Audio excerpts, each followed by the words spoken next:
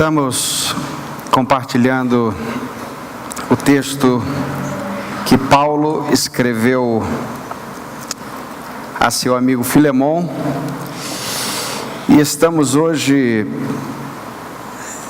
compartilhando um dos versos dessa preciosa carta da Palavra de Deus. Eu quero compartilhar com os irmãos o texto que está no verso 22 dessa carta. A palavra nos ensina a orar, Jesus nos ensinou a orar, e hoje nós vamos mais uma vez perceber ou buscar perceber aquilo que nós podemos aprender com a palavra de Deus sobre a oração. A oração é um privilégio extraordinário que Deus nos deu. A oração, queridos, não é algo simples.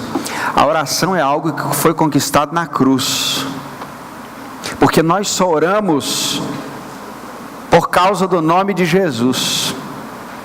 E orar em nome de Jesus não significa dizer ao final da oração, em nome de Jesus, amém. Orar em nome de Jesus é uma atitude, é orar em nome de alguém, pela autoridade do nome dele, é através do nome dele. Portanto, muito mais do que fechar uma oração dizendo em nome de Jesus, amém, e é claro, não há erro nenhum nisso, pecado nenhum nisso, não é? É algo que a gente faz muito, até de forma muito especial, mencionar o nome de Jesus, mas além disso, é uma atitude, é uma garantia que nós temos. A oração não é algo simples, não é algo comum, é uma conversa que nos foi garantida somente porque Jesus morreu na cruz e ressuscitou. Por isso, oração não é só um privilégio, mas é um dever, ao passo que também não é só um dever, é um grande privilégio. É a mistura dessas duas coisas, dessas duas sensações, de ter o dever, mas de ter um grande privilégio. E nós estamos diante desse texto, que é o texto de Filemon, verso 22, que diz assim: ao mesmo tempo, prepara-me também hospedagem, pois espero que pelas vossas orações serei levado de volta a vós. Pai, obrigado pela tua palavra santa e bendita, e agora rogamos, Senhor, que o teu Espírito esteja sobre nós, para que possamos compreender verdades profundas. Ó Deus, que não seja uma leitura somente, mas que o teu Espírito nos leve naquilo, ó Deus, que teve a intenção quando inspirou esse texto, para que nós possamos receber exatamente aquilo que o Senhor deseja dizer para nós nessa noite. Senhor, que somente a tua voz seja ouvida, e que todos nós sejamos ouvintes do teu Espírito, mas não saiamos daqui somente como ouvintes, mas como praticantes da tua palavra, Senhor. Que mais uma vez o poder do Evangelho traga impacto em nosso coração, e que saiamos daqui, ó Deus, com desejo profundo de aumentar o tempo de oração que temos contigo, Senhor. Por favor, pedimos assim, oramos em nome de Jesus, amém, Senhor. Nós vemos, queridos, pelo menos 4 verdades sobre a oração nesse texto, e essas 4 verdades querem resolver, ou podem resolver, pelo menos 4 problemas com a oração, porque diante da possibilidade de orar, nós temos pelo menos, ou as pessoas têm pelo menos 4 problemas. Primeiro, a pessoa pode ter um problema dizendo o seguinte: eu até creio que Deus exista, mas não creio que Ele responde orações. Há muitos diante de um deísmo, chamado deísmo, creem que Deus fez todas as coisas, que Deus organizou todas as coisas, que Deus é até bom em colocar no universo leis para nós, mas que agora Deus deixa a criação à mercê, deixa a criação ser levada pela sua própria condução, deixa que a história seja conduzida pelos homens. Então, talvez seja esse um dos problemas que muitos tenham com a oração, porque não creem em um Deus que responde orações. O segundo problema que alguém pode ter diante da oração é: eu creio que Deus responde orações, creio que Ele existe, creio que Ele responde orações, mas não acredito que Ele responde as minhas orações. E esse é um caso sério, porque boa parte dos cristãos pode se dizer nessa faixa de conduta. De formas que sabemos que Deus é poderoso, que Deus responde orações, mas na hora do sujeito fazer a sua oração, estar diante de Deus pessoalmente, então ele diz: eu penso que Deus não vai me ouvir. Então ele busca alguém para orar por ele. Ele busca de alguma maneira outra condição para se achegar a Deus, porque ele realmente não tem a ousadia de se chegar ao Pai em nome de Cristo, porque ele entende que Deus não vai atendê-lo, embora atenda orações. Bem, o terceiro problema que as pessoas tem diante de si sobre a oração é: eu creio que Deus responde orações, mas eu não oro, sinceramente eu não oro. Então você tem um terceiro problema, porque você tem um grupo enorme de pessoas que creem no poder da oração, que creem na existência do Senhor, que creem na historicidade de tudo que a Bíblia diz, que creem na inspiração das Escrituras, que ouvem o pregador, que ouvem até e acompanham as orações que são feitas, mas que ela mesma não ora. Então ela precisa admitir: eu tenho um problema, eu não oro. Fruto da falta de intimidade com Deus, fruto da falta de preparo ou da falta de costume de orar, fruto de uma anomalia no discipulado inicial dessa pessoa, ela não ora. Ela passou a desenvolver uma vida sem oração, dependendo de outras pessoas que orassem por ela. Bem, e o quarto problema sobre a oração é que alguém pode dizer: eu creio que Deus existe, creio que Deus é poderoso, creio que Deus responde às minhas orações, mas eu sei que eu posso fazer isso sozinho. Eu nunca preciso de alguém para orar por mim. Eu sei que Deus responde às minhas orações. Jesus disse para entrar no meu quarto, fechar a porta, e meu Pai que vem em secreto me recompensa. Então, não preciso de reunião de oração, não preciso me reunir para orar, não preciso de intercessão de outras pessoas. Eu tenho Cristo por mim, eu tenho o Espírito que me ajuda nas minhas fraquezas, porque ninguém sabe orar mesmo. Bom, parece de alguma maneira algo que pareça algo que soe maduro espiritualmente, mas não é. Apesar de Cristo ter dito que nós podemos agora entrar no quarto, orar ao Pai que está em secreto, Ele vai recompensar, isso não proíbe, muito menos deixa de prescrever as orações na coletividade da igreja.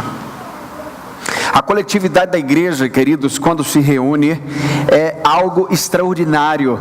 Quando a igreja se reúne para orar, há algo que sempre acontece da parte do Senhor, porque Deus honra a comunhão da igreja, Deus honra a estrutura de reunião da igreja, seja onde ela estiver acontecendo.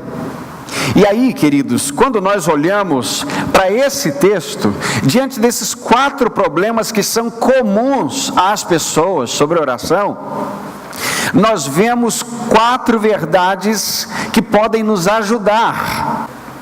Porque, queridos, falando sério, há tantas pessoas que oram muito mais de uma forma decorada do que qualquer outra coisa, já sabe o tipo de oração do almoço, já sabe o tipo de oração que faz para dormir, já sabe o tipo de ladainha que faz de manhã, e não há qualquer relacionamento íntimo com o Senhor, de formas, queridos, que vemos que Paulo suscita para nós uma pergunta: estamos colocando aquilo que nós esperamos em oração? Paulo está dizendo: eu espero que Deus responda às orações da igreja, essa é minha esperança. Ele está nos mostrando, meus irmãos, que a nossa esperança deve ser colocada nas mãos do Senhor. Não custa lembrar Provérbios capítulo 13, verso 12, que diz que a esperança adiada adoece o coração, mas o desejo cumprido é a árvore da vida. Quanto coração enfermo, porque esperou naquilo que Deus não quis dar, orou ou não orou da maneira que Deus mandou fazer, e agora sente aquilo que não gostaria de sentir. O coração vai enfermando, vai adoecendo, porque tem uma expectativa que não está fincada, não está firmada na presença de Deus, não está firmada na presença do Senhor. E aí, esse é o primeiro ponto desse verso.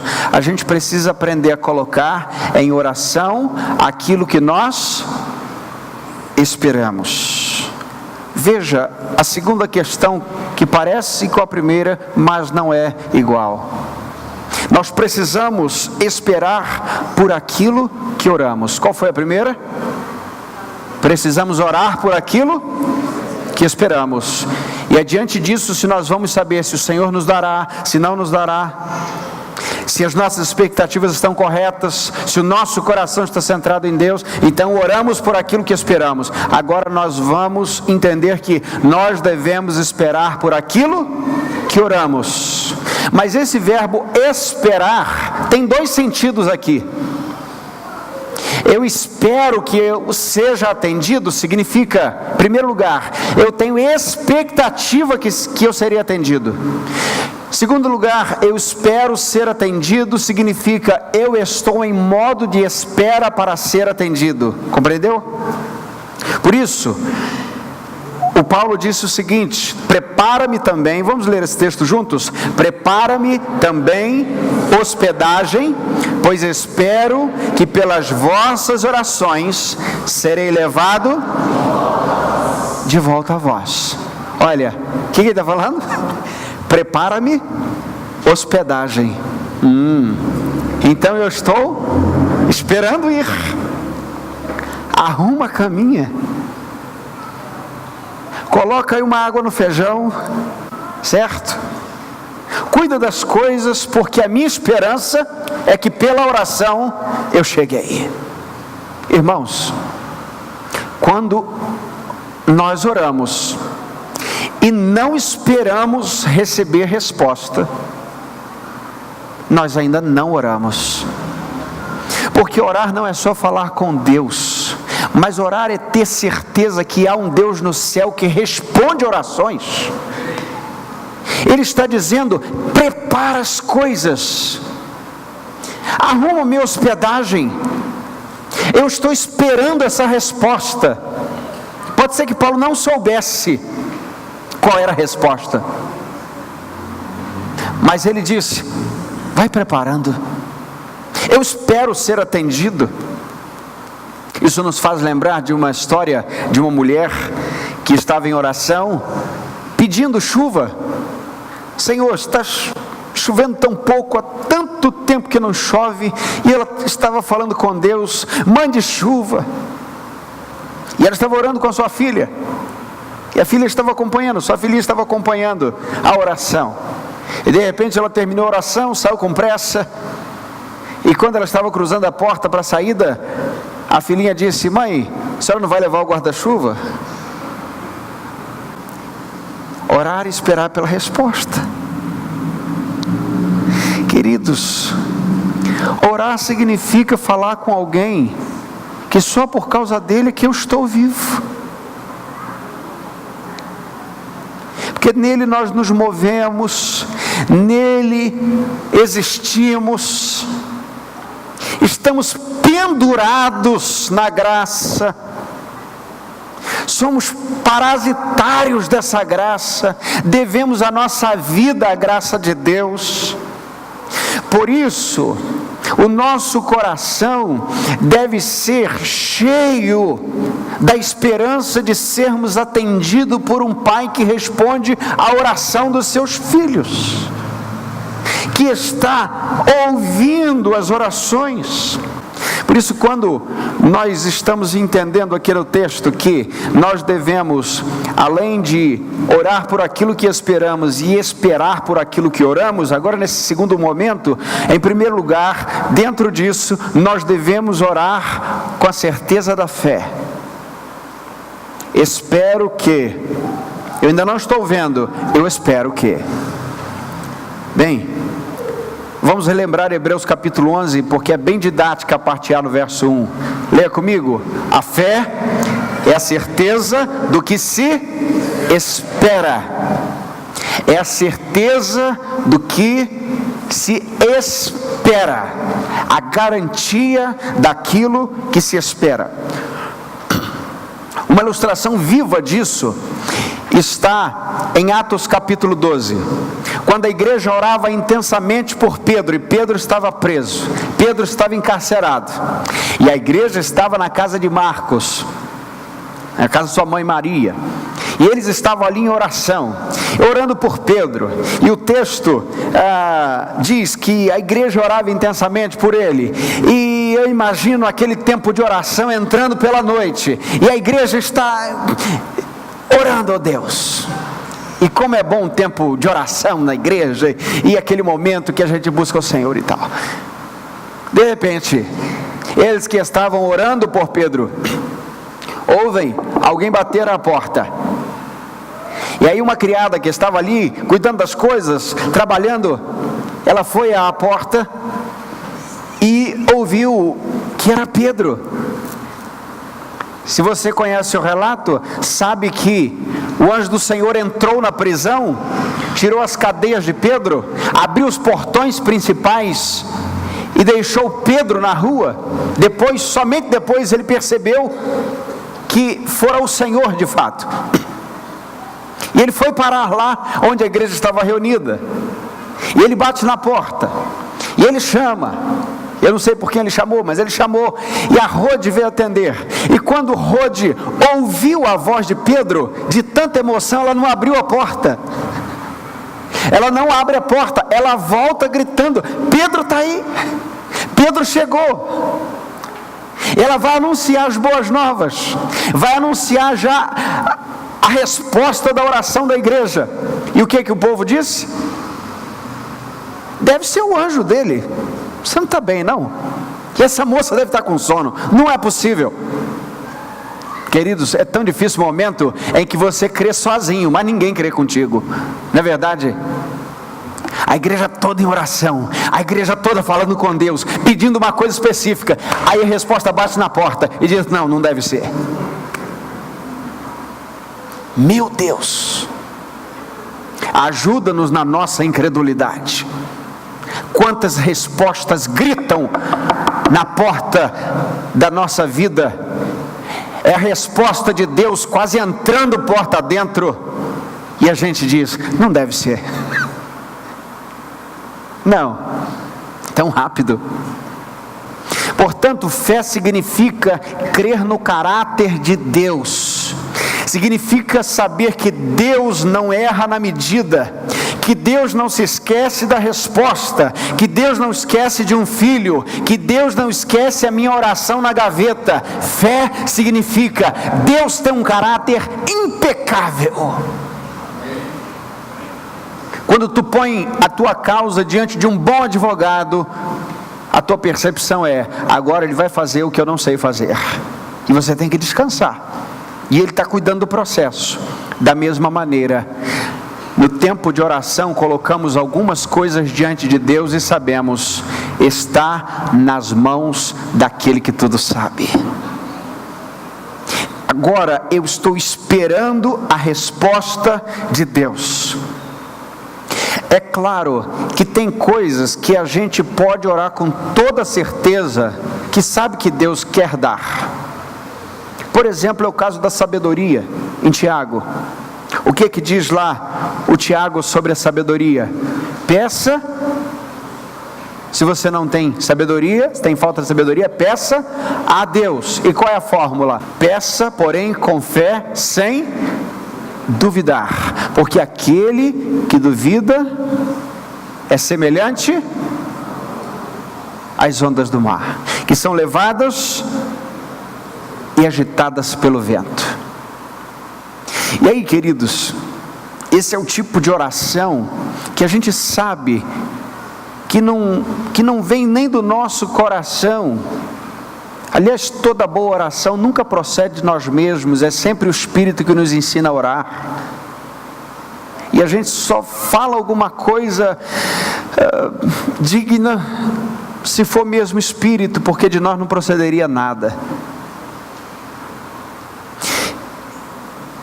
E há coisas que a gente não sabe se Deus deseja nos dar, mas não significa que a gente não espere pela resposta.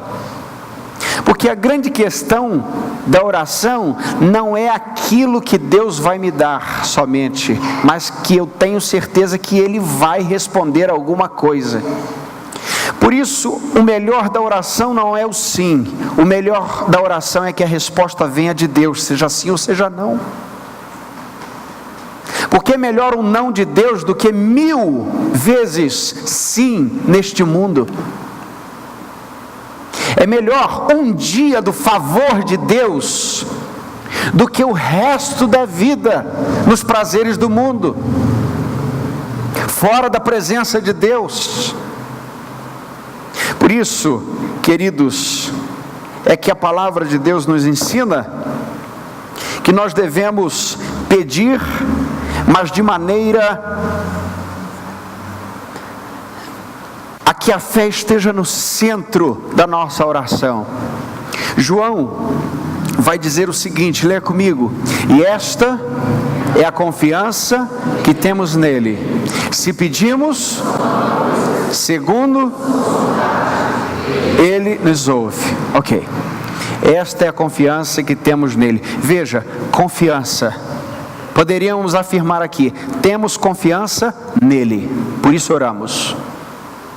Outra coisa que poderíamos afirmar aqui, temos confiança de que os padrões da vontade dele são perfeitos, por isso oramos.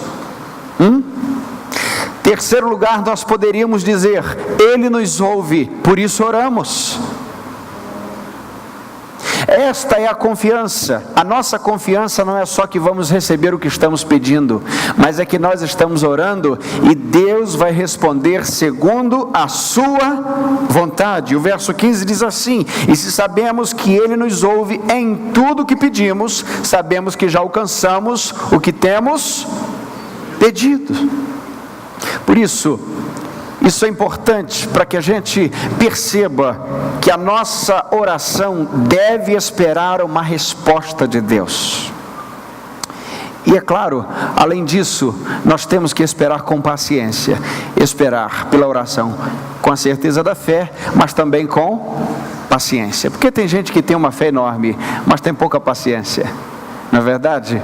Você sabe que Deus vai fazer o melhor, você sabe que Deus é poderoso para agir de acordo com a sua boa, perfeita e agradável vontade, mas a paciência está curta, a paciência está pequena, e o texto diz, leia comigo a primeira parte do verso aí, espero que, pelas vossas orações, espero. Notou o verbo aí? Qual é o verbo? Esperar. Como eu já disse, esse verbo é tanto de expectativa, mas também de esperar mesmo, de paciência. Porque aquele que espera está na condição do outro.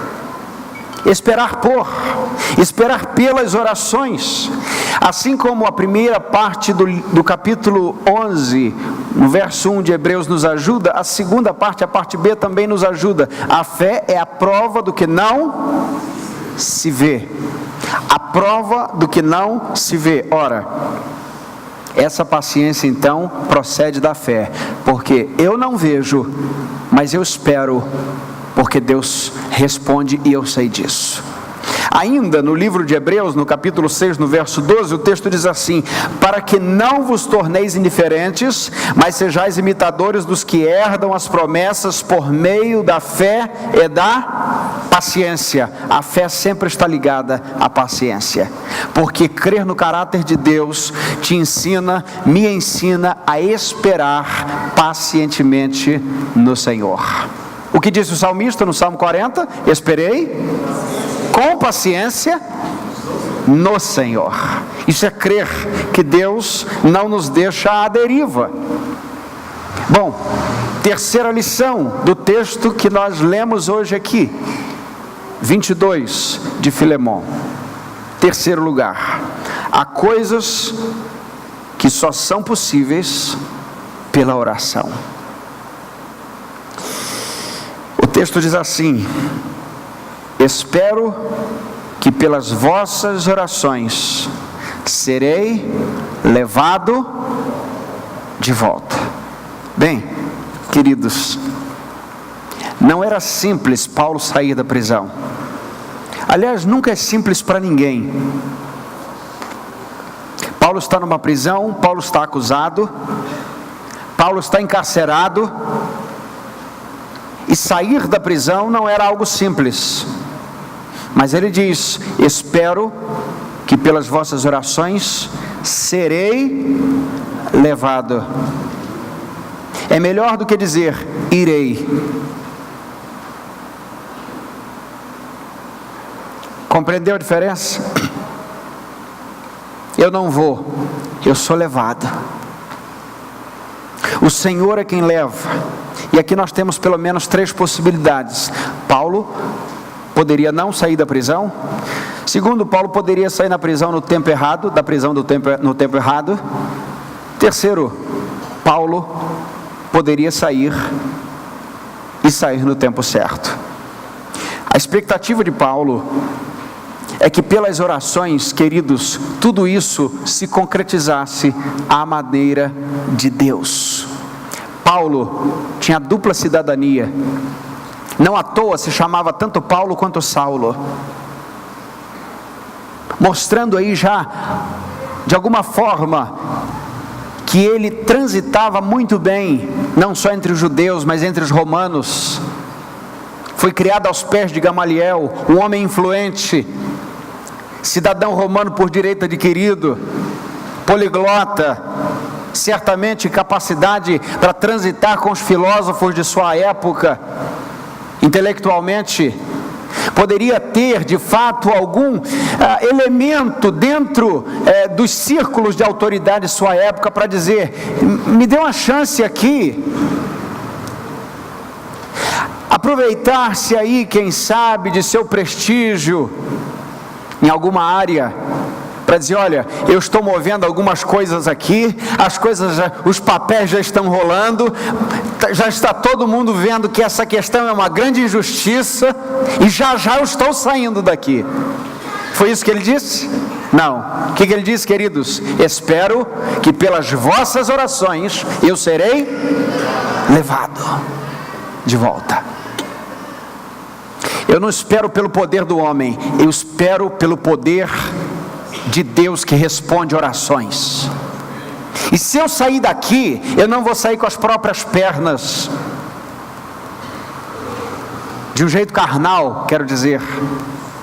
Eu não vou sair daqui pelas minhas influências. Eu não sairei daqui por conta de saber alguns elementos estratégicos que podem me tirar daqui. Eu serei levado daqui pelo efeito da oração. Queridos, nós vemos algo extremamente importante para nós. O termo serei levado de volta significa: eu dependo completamente de Deus para me tirar daqui e para me levar até vocês. Quantas vezes a gente tenta pegar o caminho de volta sem passar pela oração? Não é verdade? Parece que as coisas já vão se desenhando, parece que as coisas vão ficando mais fáceis, entra uma influência aqui, entra uma influência ali, move um papel aqui, move aqui, daqui a pouco você está firmado nas questões humanas, já esqueceu do papel da oração da sua vida, já esqueceu do poder do Senhor sobre a sua vida, e agora está numa areia movediça, prestes a afundar. Mas graças a Deus, queridos, que nós servimos a Ele que é cheio de misericórdia, porque mesmo quando nós ainda tomamos caminhos que para nós parecem bons, mas o Senhor sabe que é o final, o caminho de morte, mesmo assim, clamando por misericórdia, Ele ainda nos socorre em momento oportuno. Por isso, pode ser que de alguma maneira o teu coração tenha sido levado até aqui para tomar alguma decisão pelo teu próprio braço, pelo braço carnal. A Bíblia diz, maldito o homem que confia no homem, faz da carne o seu braço, ou faz do mortal o seu braço, o seu auxílio. Se essa é a tua condição, ainda há tempo de confiar no Senhor, porque há coisas que só são resolvidas pela oração, e a gente está vendo isso aqui. A gente não compreende o porquê, muitas vezes, que Deus permite as agruras profundas e sérias. Você fica pensando, como é que Deus vai permitir um grande apóstolo como Paulo perdendo tempo numa prisão como essa? Esse homem podia estar pregando por aí, não é verdade? Esse homem podia estar falando, esse homem... Irmãos, todas as coisas que Deus faz são perfeitamente boas e tem propósito em tudo que Ele faz. John Newton, falando sobre John Bunyan, que é um pregador batista puritano,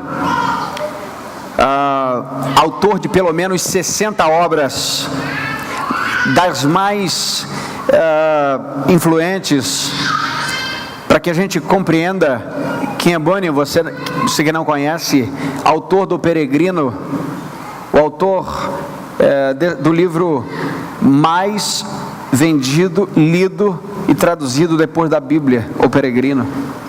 Para quem quiser ler também uma obra dele, Graça Abundante, pela editora Fiel, é uma autobiografia de Bunyan, vale a pena ler. E John Newton, falando sobre Bunyan, ele traz algo extraordinário.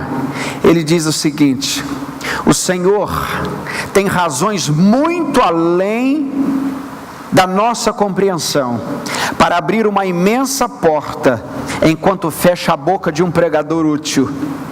John Bunyan não teria realizado a metade do bem que fez se tivesse continuado a pregar em Bedford, em vez de ficar calado na prisão desta cidade por 12 anos. Juntando todo o tempo das prisões de Bunyan, ele ficou 12 anos preso. Exatamente nesse tempo, Deus lhe concedeu a oportunidade de escrever obras extraordinárias que nos alcançam até hoje. O que Bunyan fez, ninguém registrou muito bem, mas o que ele escreveu está registrado. E aí, queridos, começamos a perceber duas questões muito importantes. A primeira é que há coisas que só podem acontecer pela oração. Repita isso comigo: há coisas que só podem acontecer pela oração. Há outras que só devem acontecer pela oração. Porque, grosso modo, tem coisa que você sabe fazer, mas não devia fazer sem oração. Não é verdade? Tem coisas que você sabe empreender, mas não devia fazer sem oração. Mas quando as coisas que só podem ser feitas pela oração estão diante de nós, aí nós vamos para a oração, porque diante do impossível só resta orar. Mas enquanto se pode fazer, vai se dando um jeito, vai fazendo de alguma maneira. E aí, queridos, Concluo a mensagem dessa noite com o quarto ensinamento desse verso 22. A oração da igreja é uma poderosa arma de intercessão na vida dos santos. Leia comigo: espero que pelas vossas orações. O que esperar pela oração, se não esperar em Deus que responde orações? E ele diz: espero pelas vossas.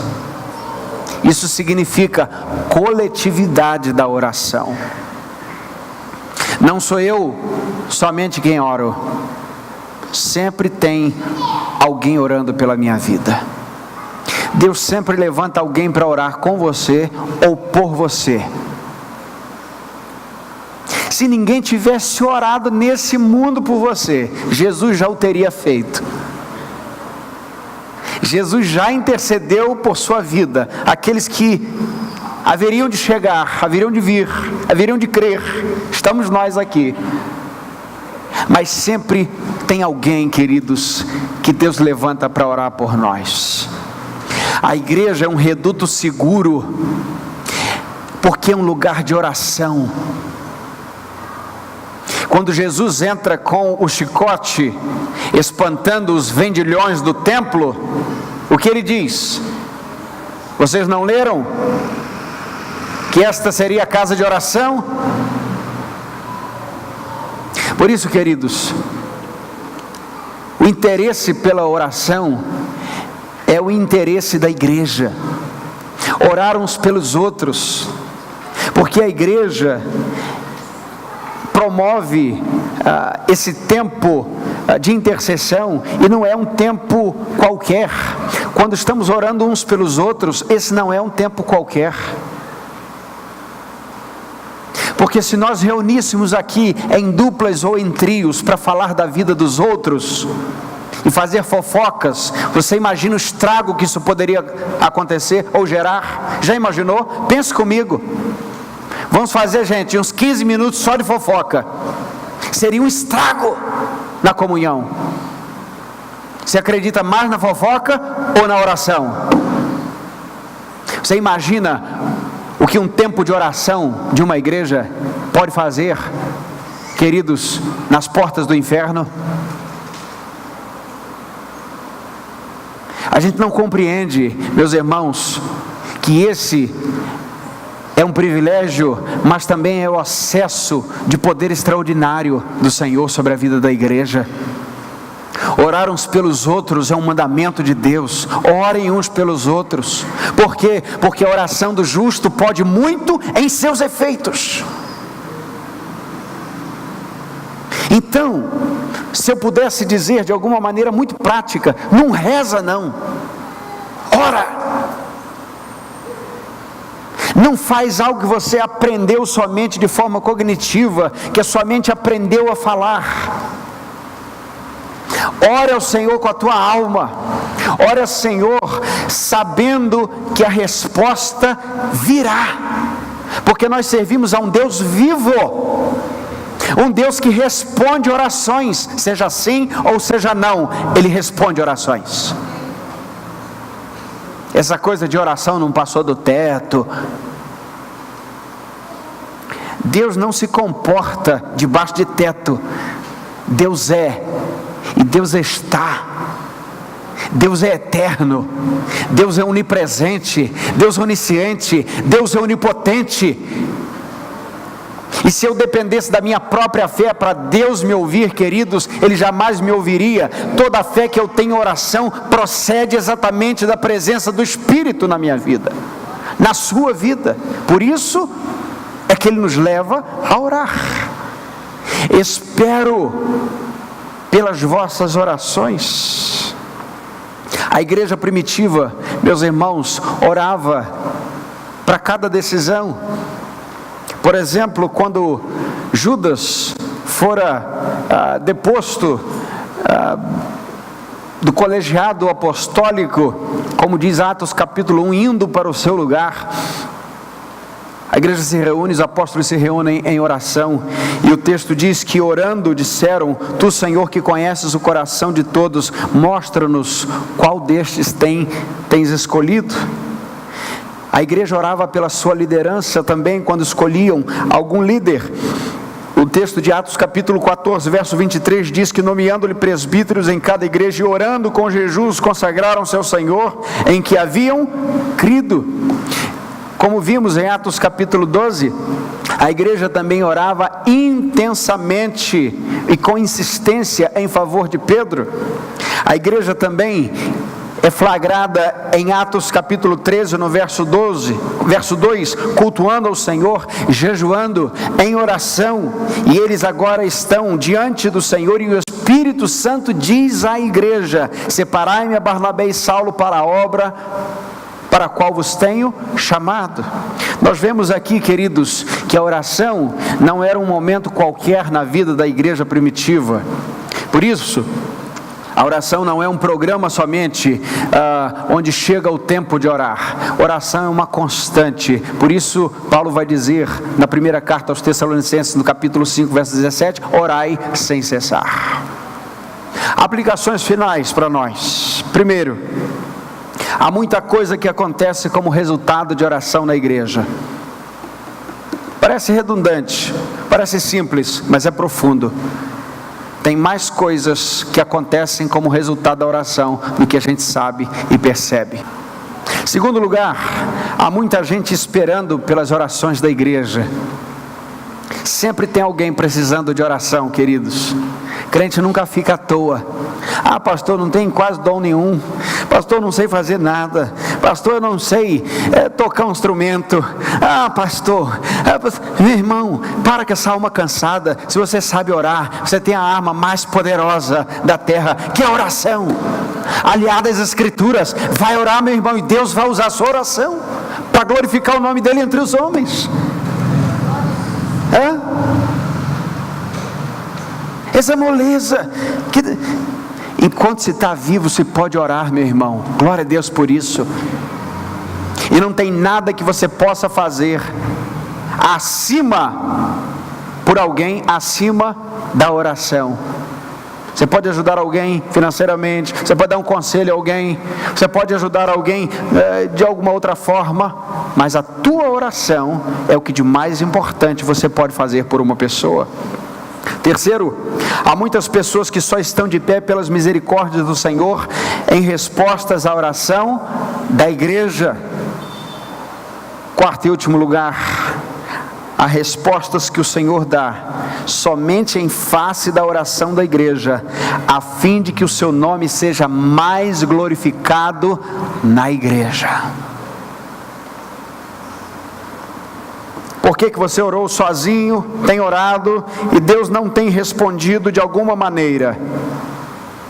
Porque tem coisas, queridos, que Deus responde a sós no teu quarto, mas tem respostas, santas respostas, que o Senhor reserva para nos dar na comunhão da igreja, para a gente ter a certeza de que a gente não se basta, para a gente ter a certeza absoluta que a gente precisa da oração do outro, para a gente saber que a gente tem que ter humildade para sentar e dizer: ora por mim, porque eu preciso de você. Por isso que a gente sempre diz: oração é o atestado da nossa incompetência. Eu oro porque não posso nada, eu só posso todas as coisas naquele que me fortalece. Por isso eu oro. Que Deus nos abençoe nessa noite e que nos ajude a ir mais fundo na atmosfera da oração. Vamos falar com Ele agora. Feche teus olhos. Pai, nós te louvamos nessa noite pelo privilégio de estarmos juntos. Te agradecemos, ó Deus, pelo grande privilégio também de orar, de falar com o Senhor, de nos render diante da face do Senhor, meu Pai. Ó Deus, quantas pessoas agora sem saber com quem falar. Um crente sozinho não está solitário, está orando, guiado pelo Espírito Santo. Por isso, Senhor, nós te exaltamos pelo privilégio da oração, meu Pai. muito obrigado. Obrigado por essa noite, Senhor. Noite de oração, noite da Tua palavra sobre nós, noite de adoração, noite de comunhão. Como é bom, Senhor, chegar aqui e saber que tem alguém que pode orar conosco, tem alguém que pode ouvir aquilo que está nos preocupando. Acima de tudo, saber que há um Deus no céu que cuida da sua igreja na terra, Senhor. Te exaltamos, ó Deus, porque o Senhor é um Deus que responde às nossas orações. Oramos assim agradecidos, em nome de Jesus. Amém e amém. Que Deus nos abençoe nessa noite, em nome de Cristo Jesus. Amém. Amém.